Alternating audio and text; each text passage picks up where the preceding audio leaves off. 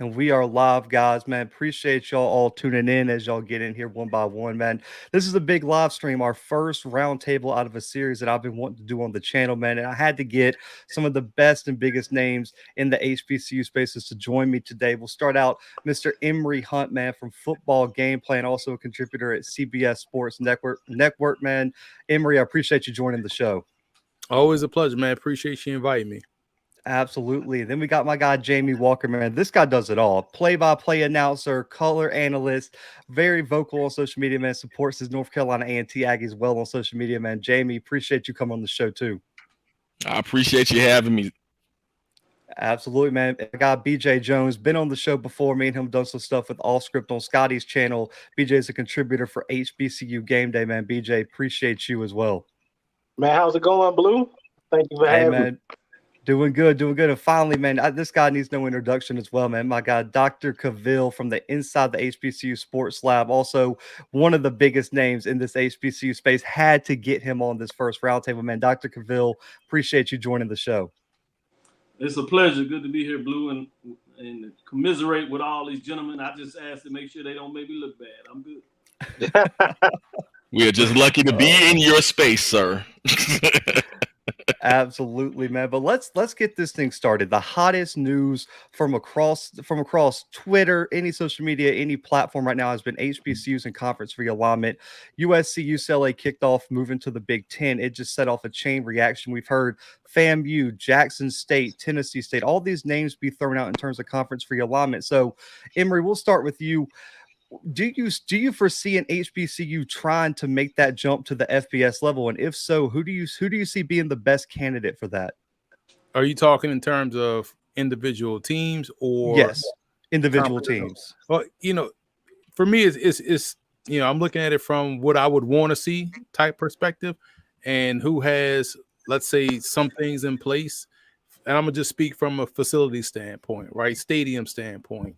There are some teams that are definitely in line there. Grambling, for the history, Jackson State, Prairie View, FAMU, Tennessee State, Alcorn. I feel like has a really good fan base and crowd. Alabama A&M is expanding. Alabama State has phenomenal facilities as well as Southern.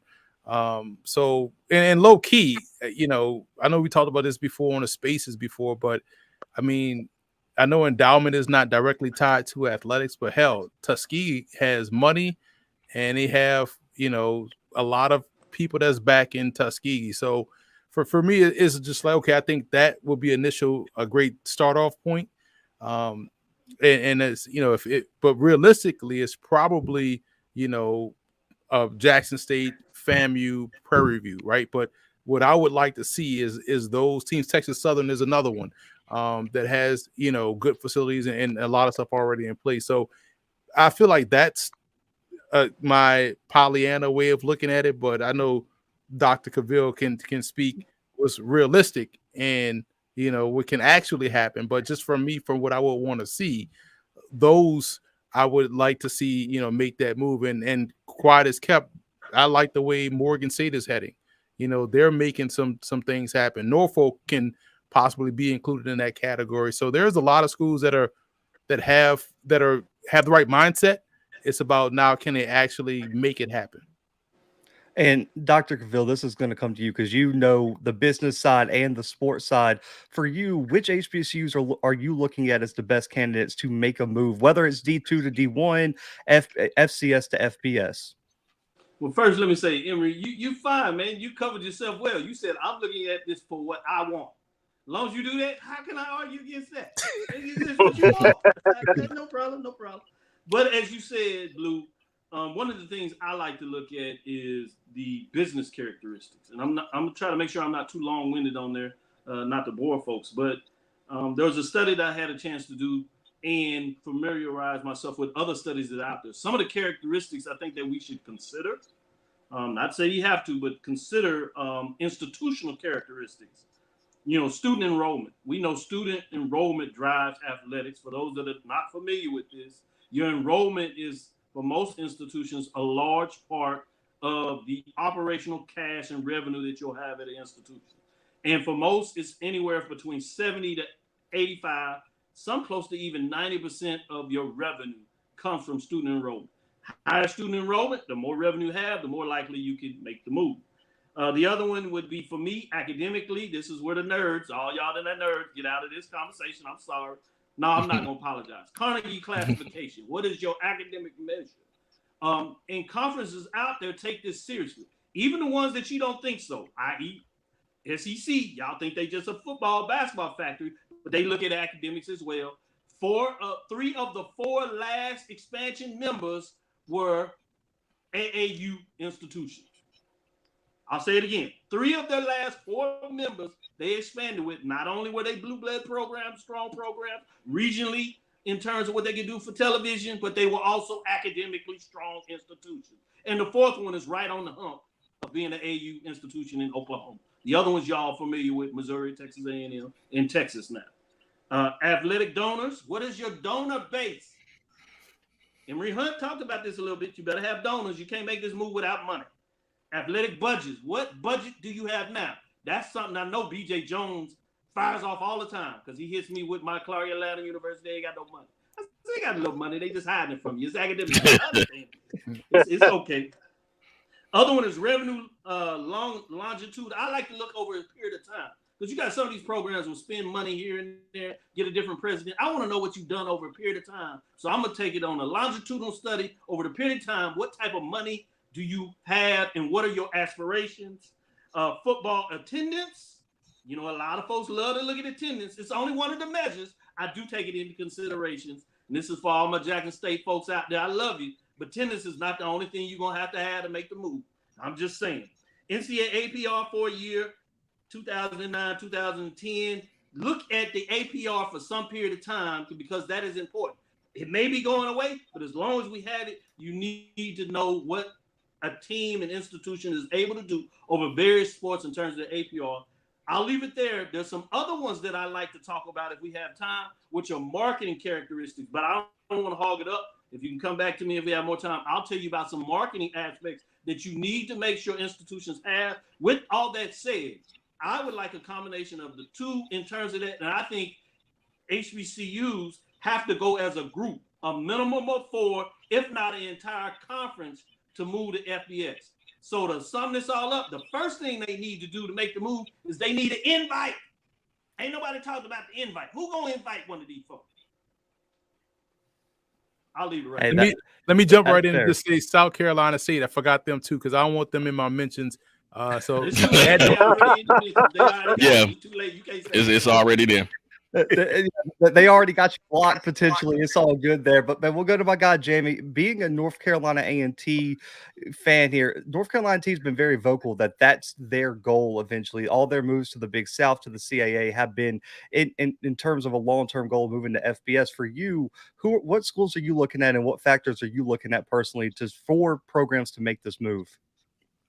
Well, I speak a lot as a fan when it comes to North Carolina A&T because, of course, I'm a graduate of it. But I think a lot of times we get caught up in what we've been as far as expansion as a university. It's the largest HBCU in the country. And so when you're looking at the methods and things that they want to do as an academic institution, some of the things that they've been speaking of is really being in the same footprint as a possible Research One institution. I said something recently on Twitter when it came to Jackson State, and they're working on being the same kind of university, which is dynamic in that they really haven't talked about doing that, leaving a conference until kind of the publicity that came in with their possibility or really just hypotheticals when in going into the Big Ten. And so I think it shows a lot of pride and a lot of resilience when you are willing to stay within an HBCU conference and still accomplish those same goals. And so even in talking about North Carolina A&T, I think you have a bevy of choices. Just looking at your footprint and what they said about moving into the Big South initially, saving on travel, those institutions were in line with what the strategic plan of the university was going to be.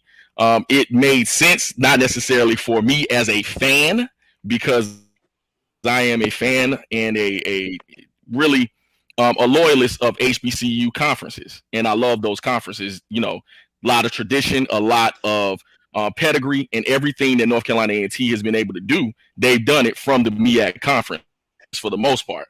And so, well, MEAC CIAA. And so when you're talking about conference realignment and what that next level is, really it just comes down to what the administration and, you know, powers that be feel that they are in the best position to operate within their strategic plan. As far as I'm concerned, it's a wait and see approach, because I can speak at it or speak to it from a fan, but from an analyst, it really just depends on what they feel is the best course of action when it comes to the MEAC.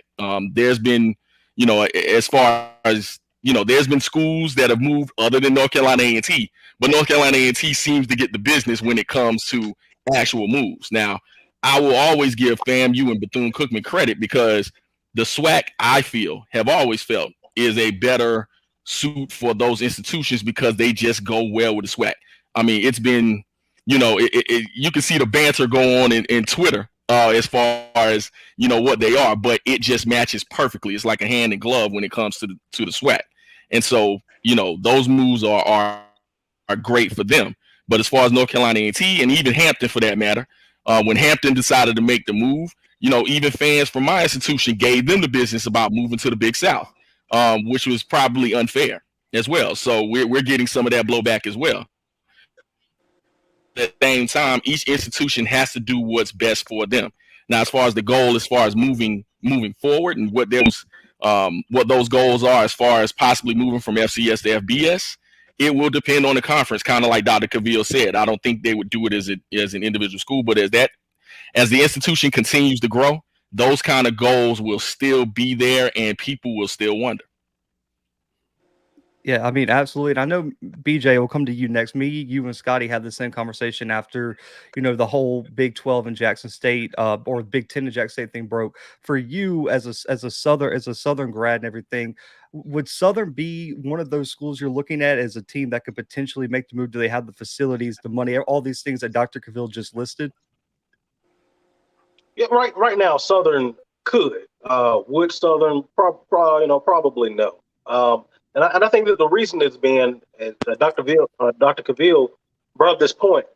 If Southern were to go, it would have to be a collection of schools that Southern fans, alumni, and administration are comfortable with, that have already have a established rivalry and relationship with. And I think those things are key. And the thing about going to FBS right now, that I always warn people about, is that we don't know what FBS is going to be or what it's going to look like moving forward. We can see right now that the schools with the money, the power, looks like we're going to end up with the power 2 here in a little bit. They're positioning themselves to break away from everything. And what does that remainder look like? One of the advantages of FBS schools right now, outside the Power 5, is the money that they get from the college football playoff. They get more money from college football playoff than they do from television contracts. Those leagues outside of the Mountain West. The Mountain West and the American are a little bit different. But Conference USA and the Sun Belt, their money comes from the college football playoff, about $19 million a year for the conference. The big boys want to cut that money off. They're saying, we're sharing money with you and you're not doing anything. We don't want you to get this money, so let's just pull away. We're done playing charity case with everyone.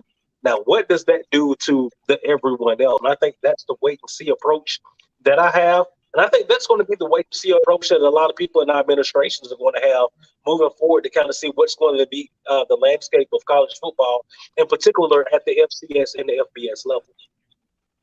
I mean, absolutely. I think me and you echoed that same sentiment. We don't know what's coming for the FBS, so moving right this second could be a little bit risky. But Dr. Ville, I wanted to bounce it back to you because you kind of beat me to my next question, and that's, what would the SWAC as a whole moving up look like for you? Because I know a lot of the argument is the valleys and even sometimes even the Texas Southerns get thrown under the bus as saying there's no way those schools would have the resources or the ability to move up. What would the SWAC as a whole moving up look like for you, and what would that encompass? I thank you for that question. I think it's one that's important for us to really grapple with and get an understanding on. And before we talk about the conference making a move, I did want to go back to the marketing characteristics of individual institutions, and then I'll move right into what that may look like for a conference and tie it all together. Some other things that we need to consider, and these gentlemen have touched on this a little bit, but I wanted to make it extremely clear for those that are listening. What does that look like? So we talked about the internal characteristics in various different ways, right? Well, some of the local market characteristics that we must consider is, what is your corporate base? Again, to make this move is about financial obligation, financial resources. So these marketing characteristics are going to tell you about these resource allocations outside of the institution enrollment numbers. Corporate base, what is the population of the area, which oftentimes is going to dictate your corporate base. It's certainly going to dictate your ability in terms of enrollment to some degree. Also, more so, your attendance, which are all measures that are important. Specifically for HBCUs, for those that may not know this, we're talking about African Americans, Black folks in general. The schools are open to everybody and have always been there, but that's the population. So what is your African American radio market? Are you a top 200 television market? And where do you fit in that marketplace? What is your age of folks in the area that you lived in, which is important, because that's often going to be your spending power based on that age, meaning are they gainfully employed? And more importantly, household effective buying income, because based on these measures, going to tell you what is the likelihood for institutions and, or in this case, a conference, as I pivot to what does that look like? One thing that we know about the leadership of the conference, which we shouldn't ignore, is Dr. Charles McCullen, who just recently was named the chair of the NCAA Division I basketball, to give you some indication of the respect that his peers have for him. Not to say what other folks have. Everybody has their opinion. It's fine. But I'm saying at least your peers, which also means in terms of your president and chancellors, who are going to ultimately have to make this decision when they take it to their board, who are going to make the final call. What does that look like? Well, anything that we know about Charles, he's talked about all of them being one, these 12 institutions.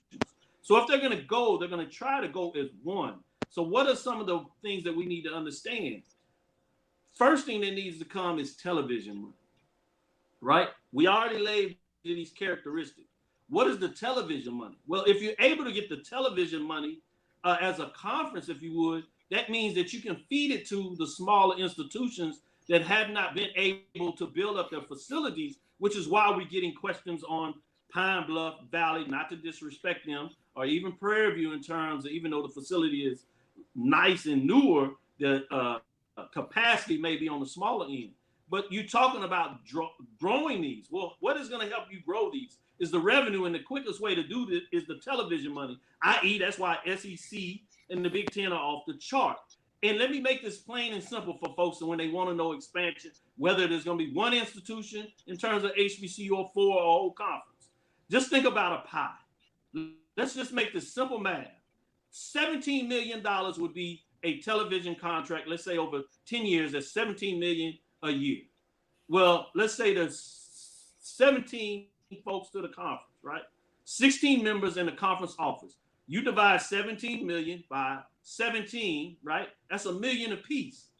Well, for you to do conference expansion to go up 20, you would need that institution that you're talking about to at least bring in $1 million. And if you're going to bring in 2, they need to bring in $2 million. If not, if you go to the president and saying, hey, currently, and we'll make it real nice, we'll make it $13 million so we can do it in the SWAC so everybody can get this. 12 teams plus the conference gets $1 million. So that's $13 million. You divide that by 13, everybody gets $1 million. For you to expand, the next member has to bring in $1 million. Tennessee State, Clark Atlanta, because I like to talk about them. They each have to bring in $1 million, which means you would go up to $15 million to divide that by 15. If not, when you went to the presidents and say, hey, we want to expand, it sounds good, they're going to be like, okay, what do they bring to the table? Well, Tennessee State only brings $500,000. You know what they're going to say to Tennessee State? No, thank you. I don't care how excited y'all get. If they only bring in $500,000, they're going to say, they thank you. Or Clark Atlanta only brings in $500,000. No, thank you. But let's say that Tennessee State brings in $1.25 million. Clark Atlanta brings in $750,000. that's a total of $2 million. They may say as a collective, all right, we at $15 million, everybody stays whole with $1 million. And if they bring in more than that, they're gonna be like, oh yeah, can we sign up? Because now we're gonna increase our pot of what the SWAC pays out to each institution. That's the simple math that goes on, whether you the Big Ten, SEC, the SWAC, SIAC, or any other. When they tend to expand, that's what they're looking at. What percentage of the cut of my revenue at the end of the year when the SWAC writes a check, am I getting more, the same, or less? And that's going to dictate whether I say yes, no, or maybe. You know what's fascinating, Dr. Cavil, is hearing you speak on that. Now I'm thinking, okay, you brought up the TV contracts and how that's what TV looks like and what they look for. Man, it makes sense to talk about Clark Atlanta because of the latter part, the Atlanta part. It makes sense to talk about Morgan State because of the Baltimore area and how booming that is. It makes sense to talk about Texas Southern and all these other schools that are in metro areas to where it can help. That's huge. So yeah, and the good part about some of these HBCUs is the fact they are in Nashville, Montgomery, Birmingham, Pine Bluff. Even though it's not as big, but still, you can grab that Little Rock market, Houston. So it's great to think about that because it's bigger than, in my opinion, FCS D2 is more along the lines of, man, what cities are these schools in? And to your point, man, okay, what's that base of the city and your potential for growth reach looks like? Because damn, they are in major metro areas. And I mean, I think you can even expand. I think Alabama A&M and Alabama State both can reach into Birmingham too, because of course, the game is in Birmingham, but I mean, they're really and truly placed on perfect sides. One in Montgomery, one in Huntsville, and I'm from Alabama. Huntsville's a growing city. I mean, that's not a joke over there. But for you, Jamie, looking at it, would that be something that interests you? Almost like all these HBCUs move up together, possibly bring back in A&T. I don't know what the travel costs will look like, but for you, when you hear all the HBCUs need to move up together, what is your response to that? I think only if it's logical and that it makes sense, because from an economic standpoint, are you one of the things that was presented, whether people believe them or not, is the travel cost. When it came to shifting conferences. And so if you believe that is still a thing, then you still are looking out for your best interest in regards to travel. Although they have moved or decided to move to the CAA, and now you're going up to the Northeast where you're going to play the likes of Monmouth and others. Although in football wise, they've decided, to hopefully with enough teams divide that up as far as divisions are concerned, in North and South division.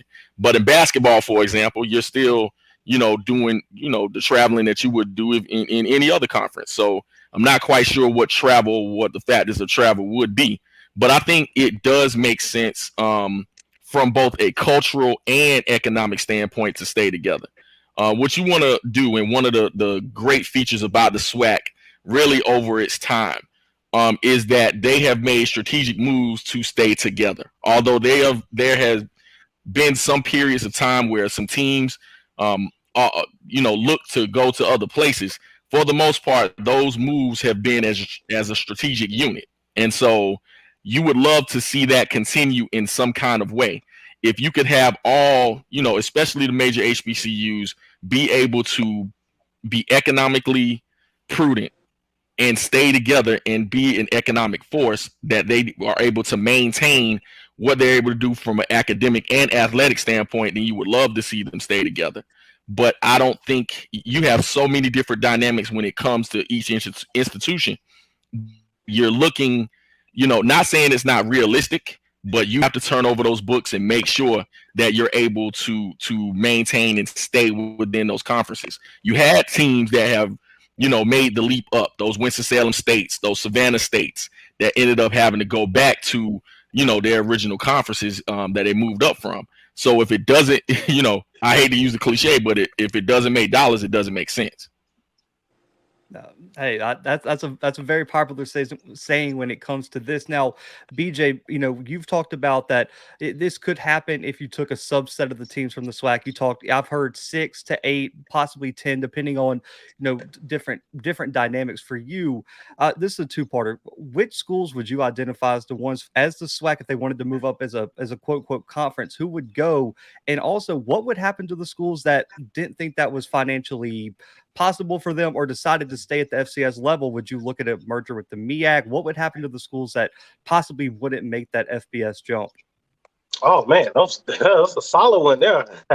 I think that you would, if we're talking about teams that would probably go, I think you would actually have to look at budgets first. And if you're looking at it from a budget location standpoint, you have to go with Alabama State, Texas Southern, Prairie View, Southern.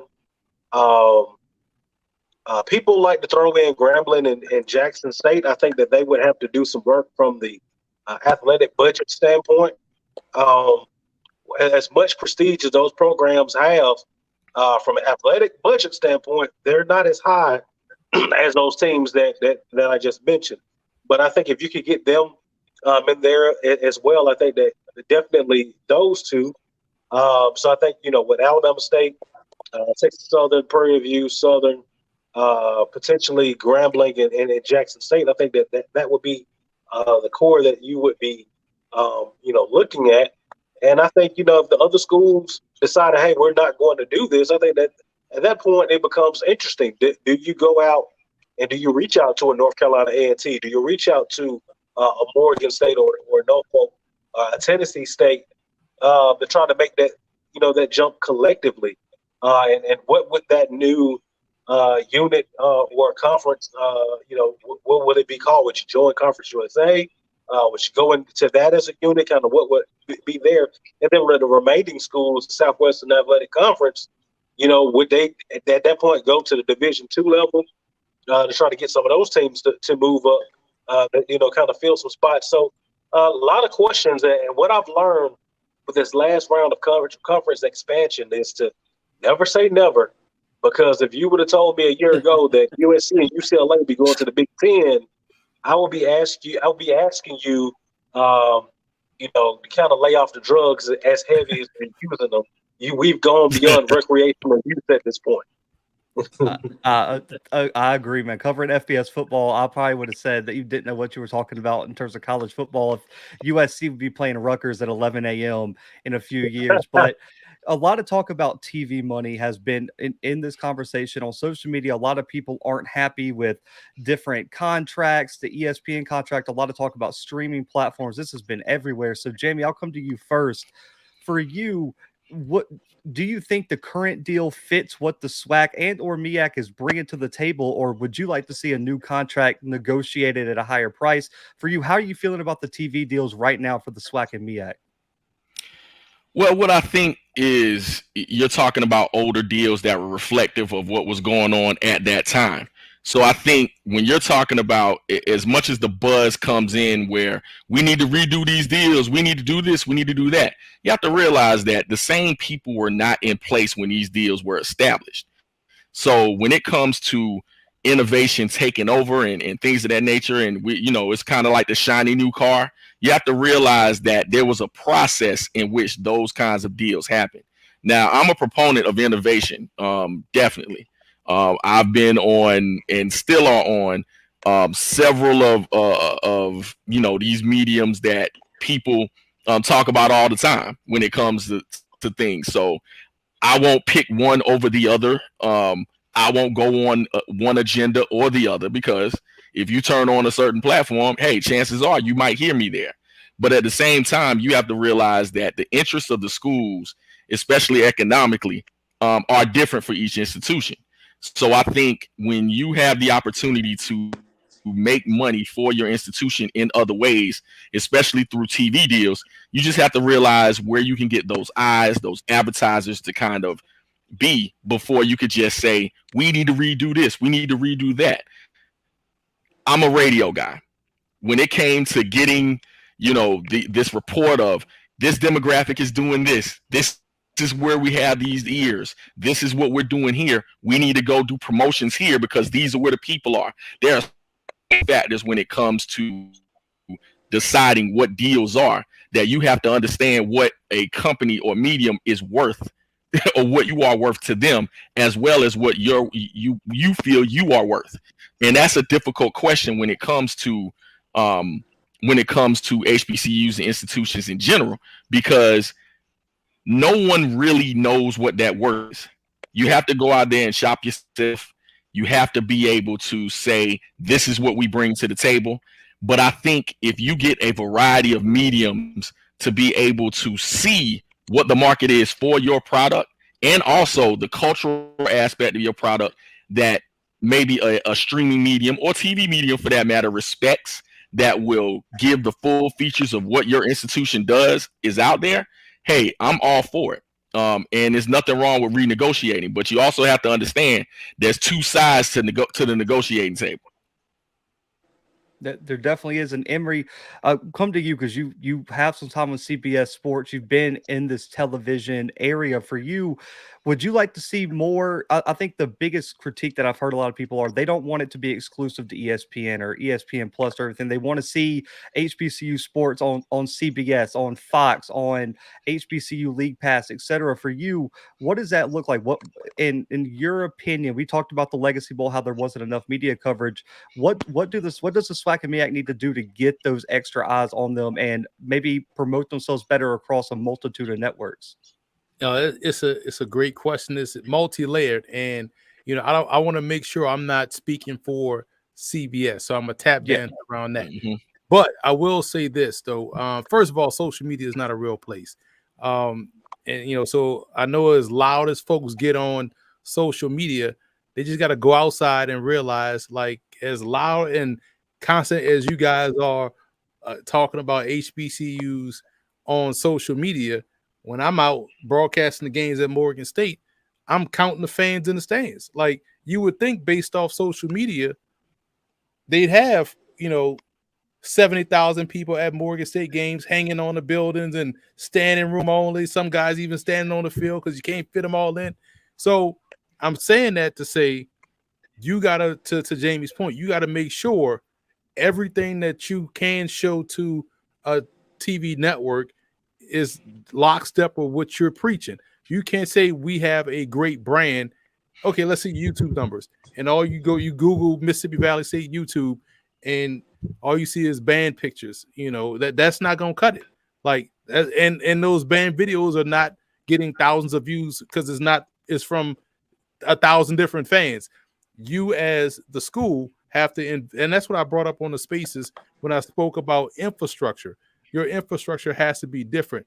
You have to look at our articles. You got to staff up in that communications department, get kids to write those articles. You got to get kids to, you don't even need cameras now. You got phones that are just as great of quality. So get out there, film some stuff to boost up our YouTube channel. Now we have that part. Do some things, interview coaches, make it a weekly thing. Have that. And then you have the game, and then you get people out to the stand. So now, okay, the football part we're not worried about. The basketball part we're not worried about. We got, butts and seats. Look at our online presence, and also look at what we're doing on our own from a cultural perspective. Hey, we got all of these things that we're bringing to the table. These numbers justify it. So we want the same money as the Big Ten, because we bring in a different demographic. We got as strong of a, buying power as others. But the back end has to really, line up with what you're saying. And just going back to the topic just for a little bit, just ideally what I would like to see if those teams move up and leave certain teams behind, and this is what I would want to see. Go and grab, the SIAC, the CIAA, Langston standing over there consistently winning, bring those teams in, make those teams FCS, and that's how you circulate the money. So now if you're an FBS program, if I'm Southern and I need to fill in, before we get into conference play, I need to fill 3 games. Oh, great. Let's schedule some FCS schools, and now we're scheduling, Langston. We're scheduling Pine Bluff. We're throwing that money back them to help them get their weight up to maybe move up, and then we create a separate conference amongst themselves. But I think initially going back to this topic, it's about making sure your house is straight before you start to show it to potential buyers. I love that comparison. And Dr. Phil, I'm going to come to you. I know you got a lot of behind the scenes on this one. For you, what do TV, I guess, markets and things, what would play the biggest role in the SWAC and MEAC getting more money? Is it eyes when you get that game? Because I know BJ's talked about on a Thursday night game, the SWAC has to push more than 100, 200,000 people when they get that Thursday night Bethune-Cookman, Alabama A&M game. What are the factors you're looking for as these new TV deals are renegotiated over these next few years? Understanding the marketplace. The biggest thing that you need to do is understand the marketplace. Get professionals that understand the marketplace. And I'm not talking about the social media experts. I'm talking about those that are in the business of doing television and branding in terms of that. But it's important also to note there's like essentially 3 contracts associated with the television money with the SWAC that people may not be aware of. The Celebration Bowl is one contract. It's one separate contract television-wise to do that game. It was negotiated. It was upped, and I think the numbers associated with that are pretty solid if you look at the FCS marketplace and what they're getting in terms of the finances associated with that. I think that's a pretty good deal. The other one is the MEAC SWAC Challenge. Even though it's the bookends, it's separate. It's paid directly, essentially, to the institutions, and the money separate goes to the SWAC. I think that's pretty strong as well, and it is solid as you would. Now, the contract that probably most people are talking about is the overall contract for games, and people may not realize that's for all sports. That's the football package, which governs the Thursday night games, which includes money that goes straight to the institution above what the SWAC is getting paid, right? Those Thursday night games. It includes some Saturday night games at the end of or Saturday games at the end of the season throughout the year. It includes those huge classic games, which is unique partnership that people may need to understand because there's some guidelines out there that confusion folks when they're trying to talk about the television framework of that. And then you have the championship games, and that's championship games for all sports. That's part of the package as well. I think that package, obviously, for a lot of folks, needs to be redone. I think anybody that knows that, include the SWAC office, it's no secret. It needs to be updated, and part of that is because previous administrations actually signed exclusionary deal. And for folks that do not understand exclusionary deal, let me tell you that. You can tier your rights. Unfortunately, when this contract was originally signed, it gave exclusionary deal. And Emory Hunt is very smart in terms of making sure that he separated himself from where his pockets are in terms of CBS to make sure that he's not in the way of negotiating the deal. I like that. That's smart. That's how you do that. Jamie, DJ Jones, we need to learn that to make sure we get our money right. We don't play with it. So I'm going to put that caveat as well. This is not inclusive of Texas Southern University or the Southwestern Athletic Conference. This is Dr. Cavil providing information that I've learned over the years about the business of sports. So just so y'all know, I'm not talking on behalf of anybody. With that being said, when you talk about that exclusionary part of it, it means all rights go to the conference. That is in the bylaws. I don't care what you said or whatever. That's in the bylaws. Now, just because you read a framework of the bylaws, you got to understand that there's subsets of that in terms of what's going on. And we don't get our hands on everything for a reason that is not inclusive to us, unfortunately. I like to get it all myself. But with that being said, when you talk about these components of it, of the contract, it's important to understand that ESPN, just like they do with ACC, you don't think ACC would like to renew their contract compared to what they see in the Big Ten and SEC? You think ESPN gonna run back over there and be like, oh man, we sorry that y'all didn't know what y'all were doing, ACC, and you signed this long contract. Now the granted rights were smart, it's working for them, but that's the business side. The business side is gonna protect their interests on that. And so you need to make sure you bring that to the table. Now, with a new contract, I hope what is one thing that's going to be considered is making sure that you break it up in tiers, which are primary rights, secondary rights, tertiary rights, or ways that you can break it up and consider about moving forward with a new contract once it comes up and it's updated. So those are some things that I think you want to consider when you go to the table. Now, when that talks about, as you're in exclusionary deal, there could be some behind the scenes negotiating with folks where you talk about, hey, we may not get what we want now, that's fine. But when we go to the marketplace, if you don't help me out with some of my stuff here, don't worry about us allowing you to bid on a project. We're going to take it to the marketplace and we're going to do what we want. And sometimes that's where you can get a little lean back and people will overlook the exclusionary contract and then maybe provide you more room to allow you to do some things, which includes the part where you can do home games, where you can use YouTube, right? And have your own rights, because they'll be like, all right, that's regional in nature. We'll let you have those rights as institutions. And, or you may be able to come back and say, hey, as we're getting into this and prepared to renegotiate this bid, let us get some of these rights back. But it's important to understand a contract is a contract, right? Now, you break the contract, be prepared to go to court and deal with those ramifications. It's not saying that you can't break it, but you need to be prepared of what that may look like if that institution wants to take you to court, and you need to have lawyers that are prepared to negotiate that. Now, contract with a classic institution with a lawyer writing that contract can be more different than a corporate contract that has corporate lawyers writing the contract. Just again, as I use ACC when they wrote that convoluted contract to make sure they had the grant of rights. It's so strong that the Big 12 copied it as well. And do you see University of Texas and OU immediately go in the SEC? Guess why? Because they don't want to give over those rights, because they want that money won't follow you. And SEC don't want them because they can't utilize Texas and OU to benefit them because they don't own their rights. The Big 12 do. Same thing with the Pac-12. Notice that USC and UCLA are not going to the Big 10 until what? 2024, 2025, unless they can buy it out. Because what? The grant of rights are tied in.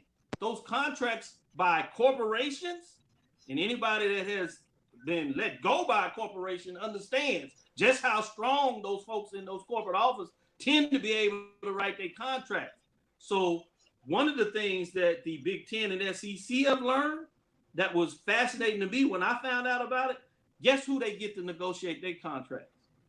They don't let people in the office negotiate their contract. They actually go to television executives that are either retired or in between jobs. They get inside information and they allow them to help the lead conference to negotiate the deal. And that's how they really get good deals. So to sum it up, what we're talking about is the current contract is what it is. You're going to have to live with it. As soon as it's up, then you want to go to the table, get tiered rights so you can separate their rights, give some rights to one group, give it to another group, and then you can take all that pot of money home and then give it back to the institutions, which will help them by way, probably make the move to FBS that many people are talking about.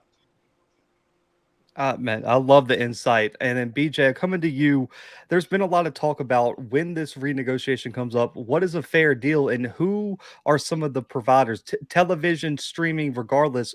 For you, who do you want to see get into the bidding process? And looking at it as we sit today, because we can't predict the future, what do you think a fair renegotiated deal for SWAC, MEAC media rights would look like going into the next few years? I'll say that one of the things I've learned when we talk about television contracts and you see the conversation happen on social media is people think that television contracts are charity cases, like they are benevolent, funds are just given out. Those are not charity cases; those are earned. All right, those are earned because they're going to say, "Hey, how many eyeballs are you generating? How much attention it's getting on your products," because the advertisers want to know that. Advertisers doing those blocks, they want to know that. And you can't go, well, if, no. I want to know what you're doing. We can't talk about if, if was a fifth, we'd all be drunk. But what are you doing? And that's why I tell people it's so important. It's so important to make sure that when we have those opportunities, that matter if it's ESPNU, ESPN3, ESPN2, that we're tuning in and looking at those games. If you look at the contract for the SWAC, the MEAC, it's pretty similar to what the Missouri Valley has. Why did I bring up the Missouri Valley? Well, because those are the three most visible FCS conferences in the nation. All right, Missouri Valley, MEAC, and the Southwestern Athletic Conference. So those TV contracts look pretty similar. Don't look very far off than what the Sun Belt had before, adding the previous Sun Belt deal, and what Conference USA had. All right. That's right. So people have to understand what's the baseline first. And I think when people think baseline, they see what the Big Ten is doing, they see what the SEC doing, and think us. Let me break this down for you. Last year in 2021, there were 81 games that college football games that drew over 3 million people. All right. 33 of those teams, 33 of those games were in the Big Ten. 31 was in the SEC. The other was college football combined. All right. So we have to know what the baseline is before we can kind of say compare and contrast and talk about where we should be. Now, where we should be, hey, it doesn't matter where we play. I'm going to be watching. All right. I've been to YouTube. I've been to school sites. I have an ESPN a deal that I have to make sure I have ESPN3. I pay every September. It's $60. I just go ahead, just pay it up front. It's paid up for 12 months. That's how much I care about this. It's my passion, and it doesn't matter what network we're on. I'm going to find a way to watch it, and that's the mentality that we have to have, and make sure that we're tuning in, not just for football, but going in and tuning in to basketball on those Tuesday nights, those Thursday nights. Make sure that we're doing that, because that's going to give Dr. McClellan and the powers to be a little bit more ammunition when we go back and negotiate these deals.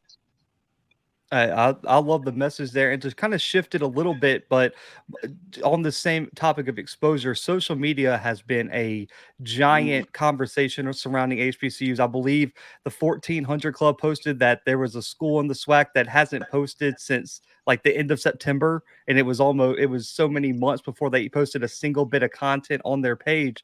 Jamie, I'll come to you. What are HBCU programs doing well on social media, but what are some things that you've noticed that you would like to see improve? I feel like Jackson State really opened a whole can of worms when they brought Dion in. Everyone said the old standards of social media are different now. We got to be posting videos, posting photos, whatever, every single day, multiple times a day. So Jamie, for you, what do you think the next steps are in terms of social media exposure for HBCU programs? Well, I think you have to bring in and you have to use what you have at these institutions. And what I mean by that is you have to look and see who's using social media. It's your students. They know more about their institutions than those that are still trying to get accustomed to social media. So I think using what you have at those institutions is a great way to get your content out. And what I mean by that is one of the things that Coach Prime mentioned when it came to attracting Travis Hunter was bringing him to homecoming. Well, along with that, displaying what they did at homecoming, what kinds of activities took place. All of those things is what a kid looks at. And I work with high school kids here in the Metro Atlanta area. And I can tell you, they're all over social media.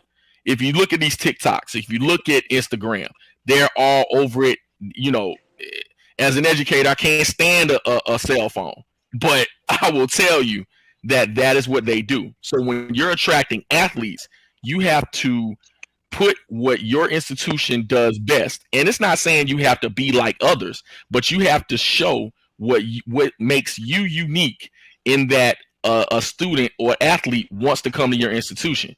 So what they can do, post regularly, number one.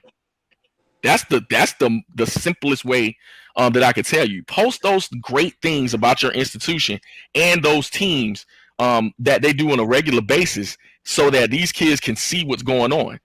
It's a shame that there are kids that still do not know what historically Black colleges and institutions and universities are. It's a shame. Even within this light that has been, this renaissance that has come back within the last few years, that there are still students in pockets of America that do not know what our institutions do. And so what you can do, and I see this really on the Division II level, I got to give kudos to the Clark Atlantas, the Morehouses. They have stepped up their social media so much in the last couple of years. And you have to give some of that credit to Mr. Sanders, who is the if you want to talk about self-promotion, his name would be beside the word. Because he is one of the greatest self-promoters there ever was. And what he did was change the way that universities actually address social media. even though he's in his 50s, he is a master of being able to promote. So I think universities need to follow that lead and just simply post more about what are the highlights of their universities and start off there, and then have these kids, whether it be by work study or just kids that are interested, whether or not you have communication programs there, have these kids use social media to highlight your school. You can be there to regulate what the messages are, because of course with your branding, you don't want to say certain things or, give off a certain vibe. But at the same time, you want these kids to be interested in your university. So just post, use social media to gain notoriety for your university. And Dr. Cavil, I'll swing it to you. You have a big social media presence, regardless, man. You're always commenting and everything on people's posts, giving your input. What can these programs do, in your opinion, to increase their social media presence? And how important is it for the branding and just the exposure that social media can increase for these schools? I'll talk about the latter first and then come up to the first part. It is extremely important. It is the age that we live in. So you have to understand it. You have to figure it out.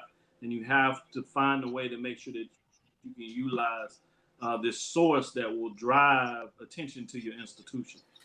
And how do you do that? To come back to the first part of your question, you have to make it a priority. Too many institutions, not just HBCUs, but obviously we're focusing on HBCUs in terms of this roundtable, is the fact that you have to make it a priority. Well, how do you make it a priority? You fund it. Well, the question becomes, how do you fund it? Well, they have to write me a check, and I will tell them how to fund it. No, just kidding. But in terms of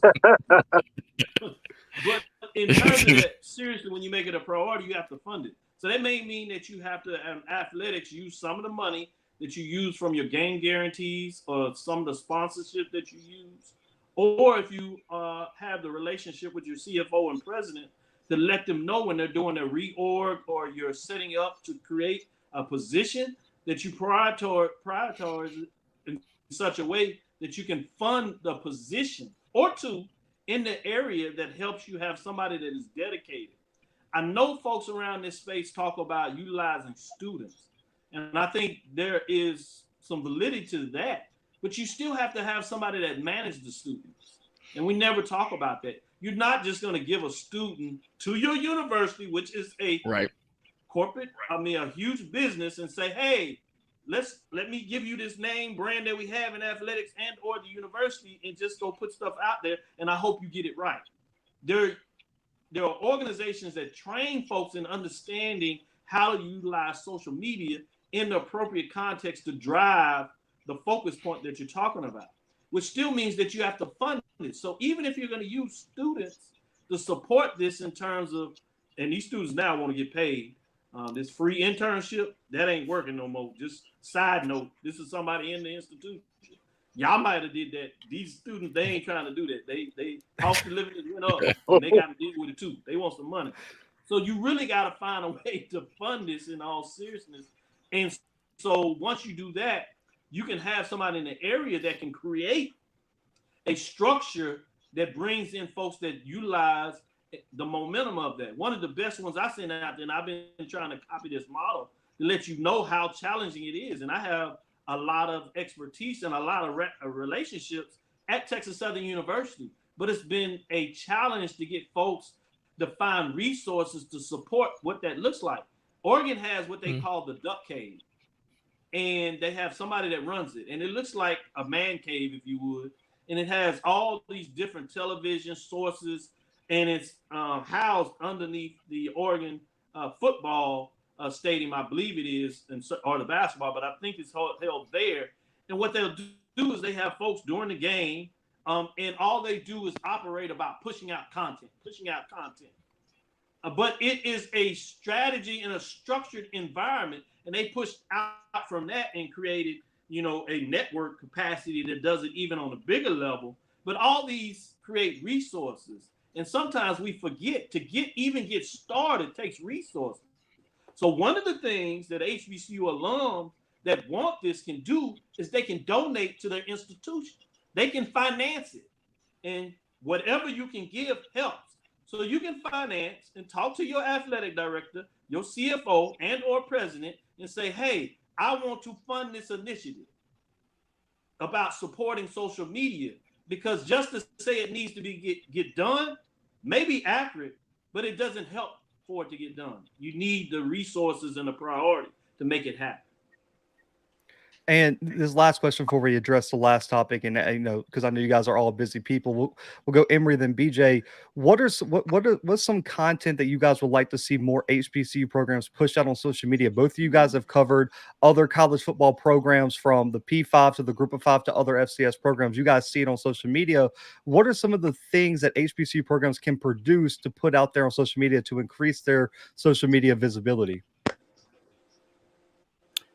For me, it's highlights, man. People want to see highlights. I can't tweet out, man, that was a dope throw by so-and-so, and they don't see that for 6 weeks, and that needs to be out right now. While I'm talking about it, right? Highlights is key, and that's going straight from, Twitter to YouTube, recaps of the game, highlight packages of the game.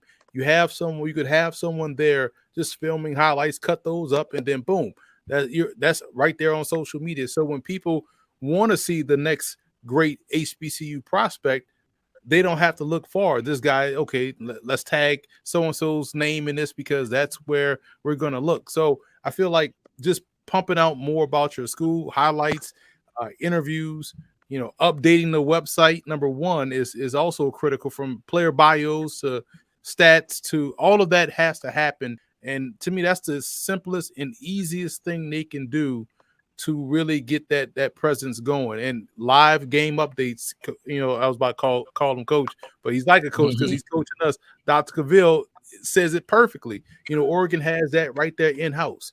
Make sure, like, you got to be on that. You already have guys at the game in the press box tweeting out stuff, from representing the school. Man, just clip a highlight. You already have it streamed up on ESPN3 or whatever, and throw it out there, or film it, edit quick, throw it out there. And the more you can do that, the more people will become more familiar with it, and however creative you can get with it, that adds more value. Think about how during basketball season, how quickly everyone started to follow UMBC's Twitter account because of how fun it was making the basketball tournament when they upset number one, right? That's what you have to have. And that's something that, HBCU, we tend to, I say we as in Black culture, drive the culture, right? So what we say is hot tends to be hot nationally, right? So it shouldn't be a problem to go viral from an HBCU account because we have the pulse on what's funny, what's entertaining, what's new, what's hip. And I think that's an area where HBCUs can really take off. Great point. Yeah, and BJ, you can wrap it up, but like some of the content that you would like to see, more HBCU programs post. I'll say this: when I was getting ready to go off to college, I remember colleges would send these mail outs, and I remember some of the bigger schools would have a double-sided color, waterproof, laminate. Hey, social media made it where the playing field is equal. All right. They don't charge you anything for Twitter. They don't charge you anything for Instagram. They don't charge you anything for these services. And we got to take advantage of it. And then one of the things you do, like highlights is a big one. But also, man, take advantage of that atmosphere. Show the world that atmosphere. Show the kids that atmosphere, that tailgating, the student sections, the bands. Show pregame in the locker room. Show bits and pieces of the coaches' speeches. Show the day-to-day. I mean, that's stuff that you can show a young man, and you can reach him in a place like, Oklahoma or California, where he doesn't have to come on campus. He can get a feel of that just by looking at his phone, something that he's going to do anyway.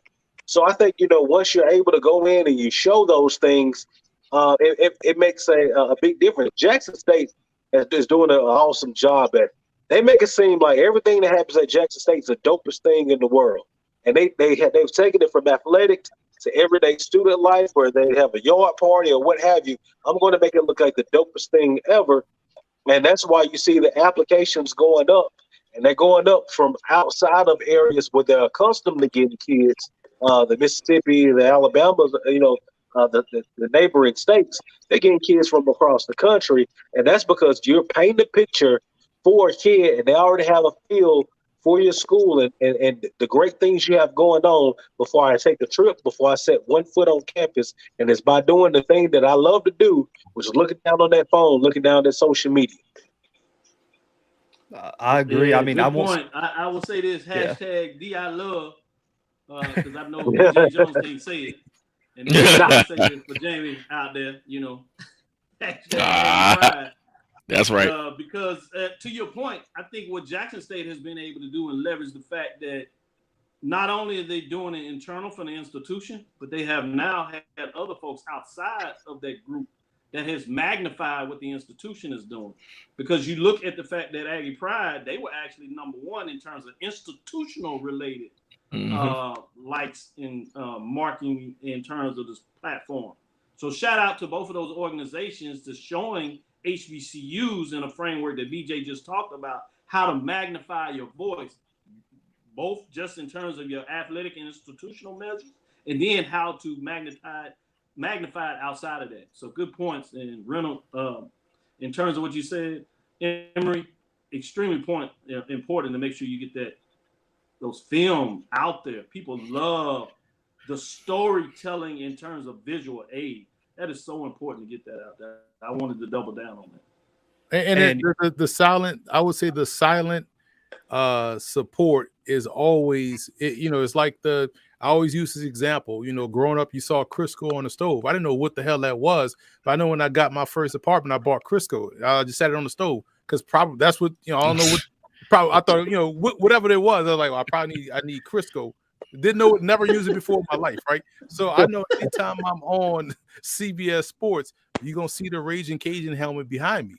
And I feel like, even and the school picked up on it and they started tweeting out every time I was on, and it was pretty cool to see it go viral based off just me not even saying anything about the Raging Cajuns, right?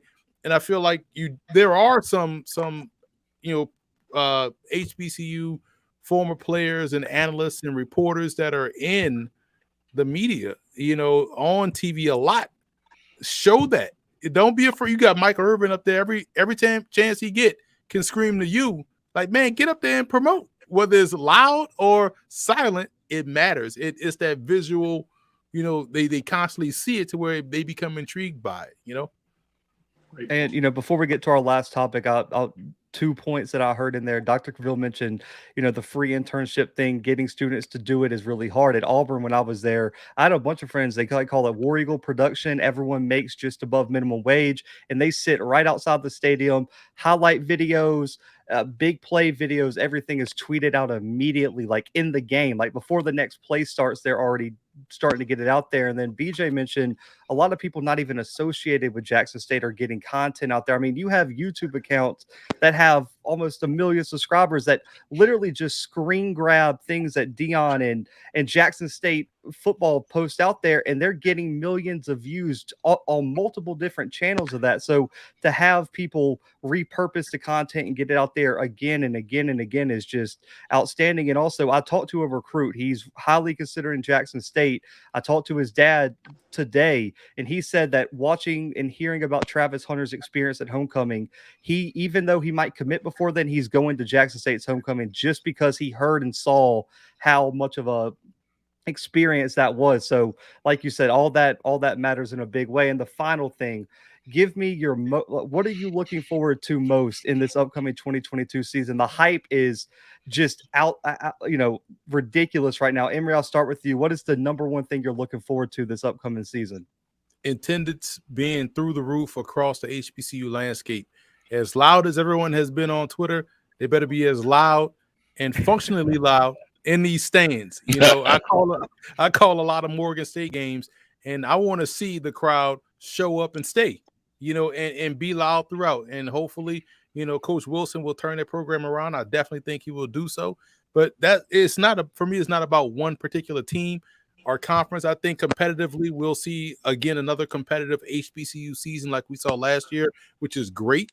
But I just want to see I want to be able to tune into a Valley versus Pine Bluff game and see it packed, on both sides. I want to see fans in the stands consistently throughout these games, all throughout these HBCU matches. As much as you love your HBCU on Twitter, you better love it enough to be in there in the stands when a game starts and be there when it ends. Don't come at halftime. Don't complain that the game starts at 3:00. Get your butt up and go to the game. I like it. Hey, attendance matters a lot. A lot of people like to talk about it. But Jamie, man, I'm coming to you. What's the number one thing you're looking forward to next season? That's right. Wow, Blue. Honestly, two things really. From a North Carolina A&T standpoint, it's Big South or bust. And what I mean by that is, if you can't win this conference this year, I'm not sure what the outlook going into the CAA is, to be perfectly honest with you. Secondly, can those new coaches in the SWAC dethrone Mr. Sanders? And what I mean by that is, can the continuity come in with this new action, this new buzz within the conference, these recruits? Can they make it happen to be able to put the SWAC into the stratosphere? Those kind of the two things I'm looking for. I like it. Me and you talked about it on Twitter. A&T's got to win the Big South. If you lose to Bryant, Campbell, I don't like your chances against Delaware, Richmond, and a lot of those CAA teams. But BJ, man, I know you're excited for Southern. I'm excited for Southern after all these recruits coming in. So what's the number one thing you're looking forward to next season? Oh man, biggest thing, man, the new places and new faces and new places. What does some of these programs look like? Particularly my home program. In Baton Rouge, what does that program look like? Does it look more like 2018 to 2019, or is it the travesty that it was a year ago? And then the most important thing is the SWAC. How competitive as a conference it is. We've been accustomed to seeing 2 or 3 teams kind of run away with it. You kind of can tell what the championship game is going to be by the time you get to October. But is it closely contested, and how close down the wire it goes? And then the SWAC getting key wins outside of the conference. There's going to be a lot of opportunities this year. You have Austin P on Alabama A&M schedule. You have Stephen F. Austin on the Alcorn schedule. You have Prairie View with Lamar and some other things. So there are going to be some opportunities to get some of those big wins. This is the year that the SWAC cashes in and get some of those big wins outside of the conference. That's a big thing. I know McNeese, I believe, is on Alcorn's schedule too. I think the other team on Prairie Views is Incarnate Word, which was a big game last year that really hurt PV in terms of rankings. But Dr. Cavil, I'll end it off with you before we get out of here. I'll let you guys plug social medias and where they can find your respective shows after this. But what's the main thing you're looking forward to next season? First, my first 3 colleagues, I like what they had to say, and I'm certainly keeping an eye on all those 3 things. But besides that, as Jamie just put the gauntlet down on his A&T Aggies, I think some of the Tennessee State Tigers are probably saying the same thing about OVC in terms of what that looks like. Are they finally able to make a move and make a statement, particularly as many of them are excited as they move forward with the coaching change and everything. Then you go into the MEAC. I have the top 4 teams, in terms of what I'm looking at, and these are the programs I say you need to keep your eyes on. The number 4, I have Alabama A&M. I know a lot of folks are down with them, but they had a change at the defensive coordinator position. They got a lot of transfer students coming in there, and I just think Coach Maynard can coach quietly, as the Aggies probably looking down there to try to see, in case it doesn't go this well, they may be trying to poach him. With that being said, so that's some of the things I'm keeping my eyes on in terms of what is that Eastern Division going to look like. I think it's deep. The West has made a move, but the East has shown right now that they're the beast in many different ways in terms of what that looks like. And I think that starts with Alabama A&M in the 4th spot. And then number 3, I have Florida A&M. They're right there pushing back. What are they going to do at the quarterback position? That's the question I have. Are they going to be able to make that next step in terms of the quarterback position? I think defense are going to be solid, much like I said with Alabama A&M. They're going to be solid on defense. Obviously, take one step back in terms of Alabama A&M. What are they going to do with the quarterback position? I just think much about Maynard. He's always found a way to have somebody to sling the rock. So I think they get that done. Obviously, at number 2, you have Jackson State. Everybody wants to know what the freshman is going to do on the defensive side as a defensive back and then as a wide receiver as he play in both ways in terms of 5-star recruit Travis Hunter. Then you have Shedeur Sanders, 4-star in itself, coming back, quarterback sophomore year. What is he going to do from that position? Is he going to get the protection from the front line? And it's scary to think of what he put up offensively with what everybody said was a porous front line in terms of not allowing them to run. And they were only solid at best in terms of the pass. So in a lot of ways, it could be scary. They're replacing some of the wide receiver positions. But generally speaking, you're able to do that pretty solidly. But then you have number 1 spot, I have South Carolina State. I think they were young. I think they were ahead of the curve of what they were able to get done in the Celebration Bowl. So if you frustrated what the Bulldogs did, as I started with number 4, the Bulldogs at Alabama A&M, you have the Bulldogs of South Carolina State to have even a bigger fight. And they're going to be back for more because they still have some people to question them in terms of their respect. And that's tough if you're in the MEAC in terms of what's going on there. I would keep out for Norfolk State, obviously. Wilson, how fast can he turn the rock? Not saying that he'll be up for the hunt, but I think it's going to be interesting there. And quietly, Howard Bison has some work that they're getting done. Can they transition and get all the talent and all the won't be what we think about Howard Bison? Can they translate that into wins on the field? Will be something that I'm curious about. Going back to the SWAC on the other side of it, in terms of the Western Division, Dooley, he came over from Prairie View. The man has won everywhere he's been, mostly championships, came up just short at Prairie View, and that was early transition. What is he going to do back on the bluff? Well, all of them are chiming. Everybody's coming together. It's exciting down there, and it painfully makes me sick. But I have to give credit to Southern because I love when folks find a way to get it done and coming together. Then you just go up North Louisiana Grambling. Yeah, they had some trouble in terms of the media part, but they quietly down there getting work, and there's a lot of folks in the booth, especially in the northern part, and they seep over into Dallas, they seep into Houston, talking all that noise. They excited, so it'll be interesting to see what the Grambling Tigers. The problem you have with all that, man, what I love is they play some tough schedules, and they got to play each other, so they might bump each other up being so good. So the Panthers and Texas Southern University, right, might be in there, which brings me to Texas Southern University, where I'm fascinated to see what that young quarterback, Andrew Body, I believe he's the real deal. Last thing I would look at, there's 4 quarterbacks in the SWAC from the state of Texas. I'm not sure when the last time that happened, and I go to BJ Jones because he does the homework for me, and he's my football guru, so I let him let me know if I'm off on something. But you talk about the fact that you got Andrew Body, who was my runner-up for the Big Ben Award, only to Shedeur Sanders that won it, and obviously he won national awards as well. So that's just there. But quietly, you got Trayvon Conley. And then you have Demetrius Davis that transferred from Auburn. Check this out.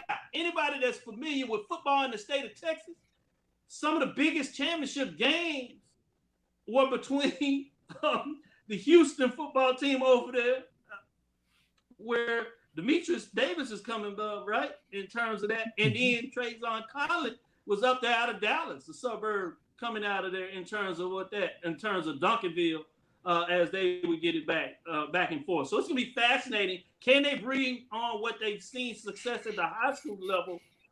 Can they bring that to the SWAC and quietly sneak around and get it done for these 2 programs in Prairie View and Alabama State that a lot of people are overlooking, probably rightfully so, because of the bigger names and the bigger brands getting it done. So I'm fascinated to see what those 4 quarterbacks can get done in the SWAC in terms of finding out what that looks like in so many different ways.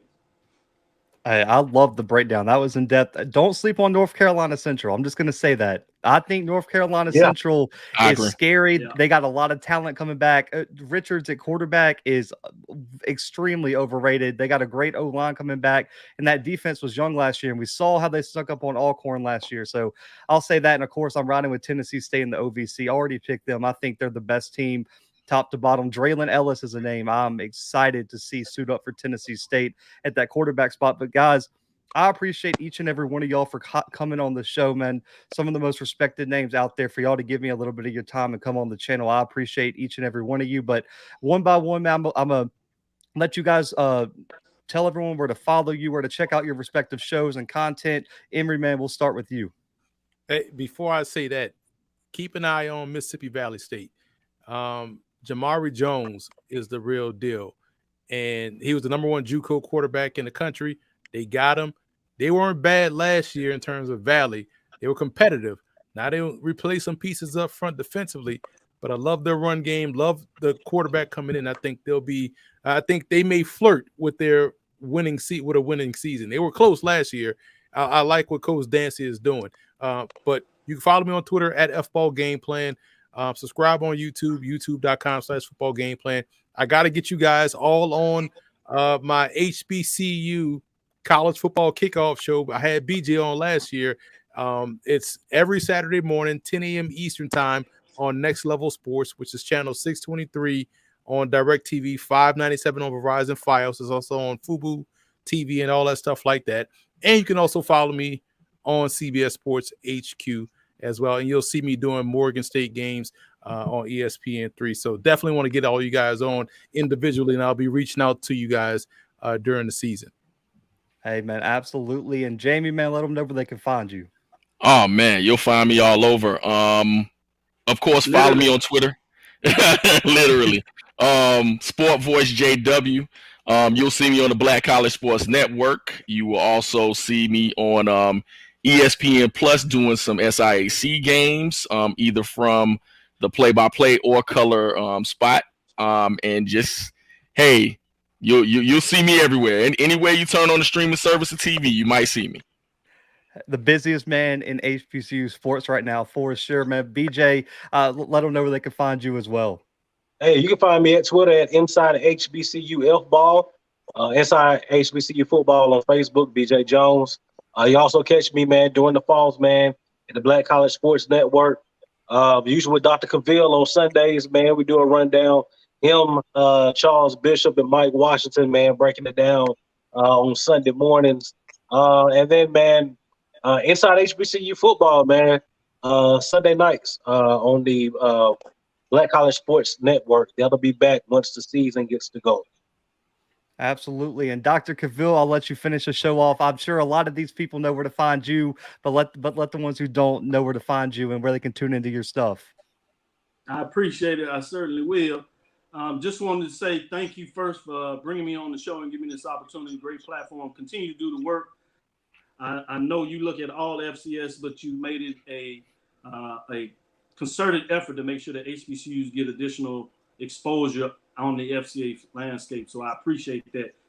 Continue to do that work. With that being said, great points you made in terms of North Carolina Central Eagles.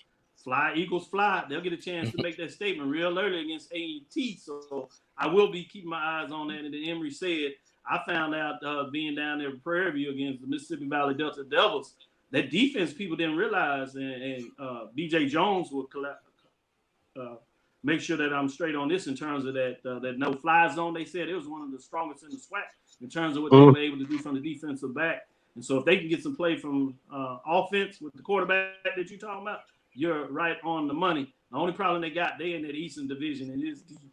So it'll be fascinating to see what they can do in terms of what that looks like. The next thing I want to talk about is just looking at these schedules and some of these games and really finding out what that looks like in terms of that. But we'll discuss that a little later. So you can go on to follow me, Twitter, Facebook, Instagram. I keep it simple. That's Dr. KENYATTACAVIL. That's Dr. Kenyatta Cavil, Dr. KENYATTACAVIL. You can catch me on my shows Tuesday and Thursdays and Sundays in the fall, as we will bring on BJ Jones to make sure we get a little bit of football guru. We may even sneak on and bring these two gentlemen on here as well, so they can give us some of that love about the screen, other football platforms that they do in terms of Emory as well as Jamie. I want to be public about this. Emory reached out to me, sent me an email. It was sent to an account that I don't check very much, so I didn't find out until the season was over. So let me put this on the platform. that I will be ready this time, Emory. I'll make sure that I can join your show. Sorry about that. But yeah, check us out Tuesday and Thursday with Mike Washington and Charles Bishop. When Mike Washington is not on assignment, that's a running joke. Everybody knows about that. He's on the show with me every Tuesday and Thursday at 6 o'clock. That's Central Standard Time. We like to think that we're going to give you HB Sporting fix, but we'll do it from a business perspective, and hopefully it's entertaining so you can learn something about that. With that, again, I say thank you. Let's get it on. It's time to rock and roll. The most glorious fro in America, Dr. Cavil. Yeah, by far. Hey, Huey Freeman like. Huey Freeman like. Brandon, I'm a Brandon. But guys, man, I promise you, you're going to want to follow and keep up with all our guests today, man. Some of the best content out there right now, anywhere you can get it. And I promise you're going to want to follow all of us. SWAC Media Day coverage, MEAC Media Day coverage, all coming very soon next week. It's going to be a big week, a big day next Thursday, man. But for Emory, for Jamie, for BJ, for Dr. Cavil, and for myself, guys, we are out for right now.